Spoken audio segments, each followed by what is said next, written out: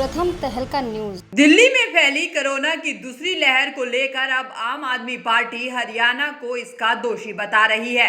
जाहिर है कि दिल्ली राजधानी में कोरोना लगातार बड़ा रूप लेता जा रहा है और ऐसे में अब नेताओं की सियासत भी शुरू हो चुकी है। आप नेता सौरभ भारद्वाज ने हरियाणा को दिल्ली में बढ़ रहे संक्रमण का कारण बताया, तो वहीं हरियाणा के गृह एवं स्वास्थ्य मंत्री अनिल विज ने भी आप नेता को दिल्ली की चिंता करने की नसीहत दे डाली।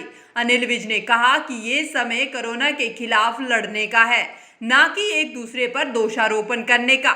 विज ने कहा कि आप नेताओं को अपने दिल्ली के बारे में सोचना चाहिए कि इससे कैसे निजात पाई जाए, और हम अपना सोच रहे हैं। ये देखिए, ये तो एक जो समय है, ये जो हमारे ऊपर सूक्ष्म दुश्मन कोरोना ने हमला किया है, उसके खिलाफ लड़ने का समय है। ये एक दूसरे के ऊपर दोषारोपण करने का समय नहीं है। और उनको अपने दिल्ली में सोचना चाहिए कि दिल्ली में इससे कैसे निजात पाई जा सके। हम अपना सोच रहे हैं और कोरोना बढ़ रहा है, और इसको बढ़ने के लिए हमें क्या क्या उपाय करने चाहिए, उसका उनको विचार करना चाहिए। हरियाणा में भी कोरोना की दूसरी लहर तेज होती नजर आ रही है। नतीजन अब हरियाणा के स्कूली बच्चे और टीचर कोरोना की चपेट में आने लगे हैं। ताजा आंकड़ों के मुताबिक हरियाणा के जींद और रेवाड़ी में सबसे ज्यादा स्कूली बच्चे संक्रमित हुए हैं, जिस पर अपनी प्रतिक्रिया देते हुए अनिल विज ने बताया कि कोरोना से बचाव के तरीकों और सख्ती से पालन कराना होगा, क्योंकि अब जिंदगी और कोरोना से बचाव के तरीके साथ साथ चलेंगे। विज ने ये भी कहा कि अगर सरकार को सख्त कदम उठाने पड़े तो सरकार उससे भी पीछे नहीं हटेगी। वहीं कांग्रेसी नेता रणदीप सुरजेवाला ने भी स्कूल में फैल रहे कोरोना को लेकर सरकार पर निशाना साधा था, जिसे लेकर अनिल विज ने कहा कि वो हमने कांग्रेस को कोई जवाब नहीं देना है, ये तो हमेशा असली मुद्दों से जनता का ध्यान भटकाने का काम करते हैं। जो कोरोना को से बचाव के तरीके हैं, उनका और सख्ती से पालन करना होगा। अब दोनों चीज़ें साथ साथ चलेंगी, ज़िंदगी भी साथ साथ चलेगी और कोरोना से बचाव के तरीके भी साथ साथ चलेंगे। उसके लिए अगर हमें कोई सख्ती भी करनी पड़ेगी तो हम गुरेज नहीं करेंगे। सुरजेवाला ने ट्वीट किया, 100 स्कूली बच्चे जो है संक्रमित पाए गए, 12 अध्यापक पाए गए। सीएम और शिक्षा मंत्री क्या कर रहे हैं और क्या नीति बनाई है सीएम ने, वो जवाब दें। नहीं, हमने कांग्रेस को कोई जवाब नहीं देना है। ये तो हमेशा लोगों का ध्यान असली मुद्दों से भटकाना चाहती है। सरकार अपना काम कर रही है।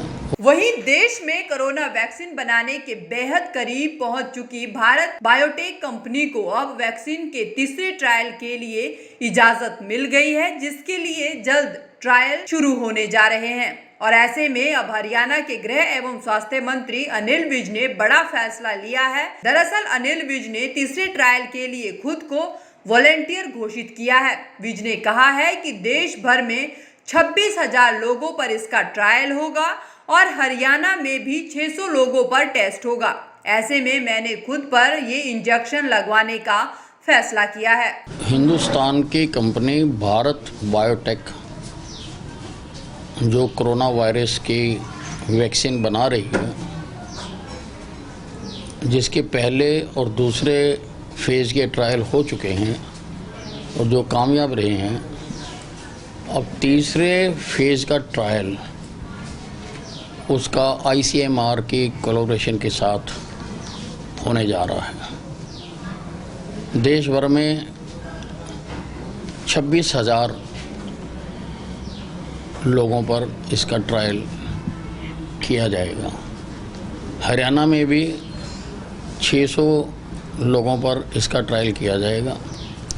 मैंने अपने आप को एक वॉलंटियर के नाते इसका जो ट्रायल में इंजेक्शन लगवाने का मैंने फैसला किया है। निकिता हत्याकांड के बाद हरियाणा में लव जिहाद के खिलाफ कानून बनाने की प्रक्रिया तेज कर दी गई है। वहीं सूबे के गृह मंत्री अनिल विज ने कड़े शब्दों में बयान देते हुए कहा कि हरियाणा में और किसी निकिता को गोली ना खानी पड़े, इसके लिए कड़ा कानून बनाया जाएगा। और इसके लिए बीते रोज पहली मीटिंग हुई थी, जिसमें ड्राफ्टिंग कमेटी बनाने का निर्णय हुआ है। विज ने बताया कि बाकी प्रदेशों के ऐसे मामलों का भी अध्ययन किया जाएगा और सख्त से सख्त कानून बनाया जाएगा। हरियाणा में और किसी निकिता को गोली ना खानी पड़े, इसके लिए हम एक सख्त कानून बनाने पर विचार कर रहे हैं। कल आधिकारिक तौर पर विभाग की पहली बैठक हुई है और काफ़ी विस्तार से उसमें हमने चर्चा की है। उसमें एक ड्राफ्टिंग कमेटी बनाने का निर्णय किया है।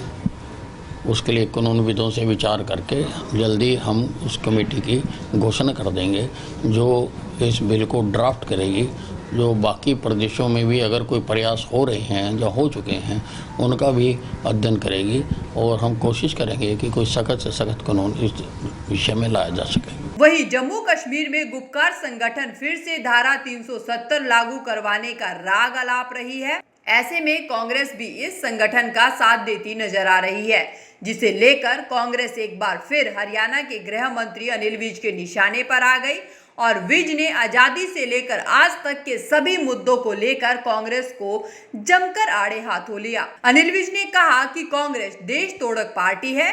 जब भारत आजाद हुआ तो इन्होंने देश तोड़ा और 10 लाख लोगों का कत्लेआम हुआ। ये अपने एजेंडे पर काम करते रहते हैं। इन्होंने 1984 में सिखों के खिलाफ दुर्भावना भड़काई। विज ने स्पष्ट शब्दों में कहा कि भारतीय जनता पार्टी के रहते कांग्रेस अपने ऐसे मंसूबों में कामयाब नहीं हो पाएगी। कांग्रेस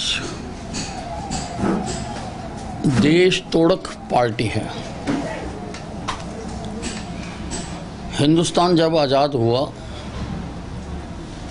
उस वक्त इन्होंने देश तोड़ा, देश का विभाजन करवाया, हिंदुस्तान पाकिस्तान बनवाया, 10 लाख लोगों का कत्लेआम हुआ और ये अपने एजेंडे पर काम करती रहती है।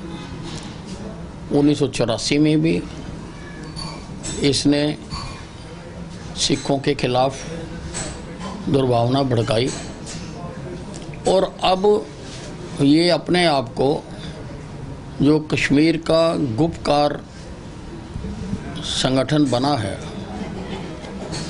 जो इस हद तक जा रहा है कि हम कश्मीर में धारा 370 लगाने के लिए चाइना का सहयोग लेंगे, अब ये उनका साथ दे रहा है। लेकिन भारतीय जनता पार्टी के होते कांग्रेस अपने मंसूबों में कभी कामयाब नहीं होगी, कभी कांग्रेस को इसके इरादों में कामयाब नहीं होने दिया जाएगा। दरअसल कोरोना के लगातार बढ़ते मामलों को देखते हुए अब हरियाणा सरकार और प्रशासन भी मुस्तैद हो गया है।